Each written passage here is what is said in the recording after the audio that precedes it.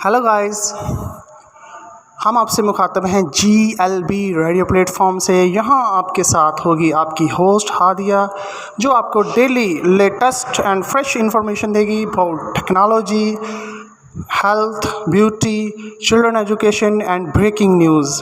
तो जुड़े रहिए हमारे प्लेटफॉर्म के साथ। हमारे चैनल को लाइक करें, सब्सक्राइब करें और कमेंट सेक्शन में बताएं आप कौन से टॉपिक पे हमारी होस्ट से सुनना चाहते हैं।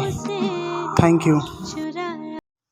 अस्सलाम वालेकुम, welcome back to my channel amazing fact about food. Fact number 1, गन्ने का जूस 15 मिनट में ही ख़राब हो जाता है। नंबर 2, डायबिटीज़ पेशेंट को अमरूद खाना चाहिए।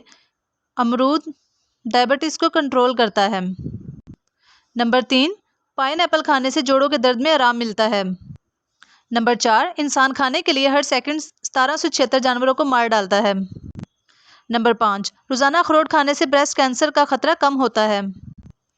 नंबर 6, कुछ लोग मानते हैं कि खाना खाने के बाद पानी पीने से मोटापा बढ़ता है, जो कि गलत है। नंबर 7, पके पपीते के टुकड़े चेहरे पर लगाने से चेहरे की झाइयाँ झड़ से खत्म हो जाती हैं।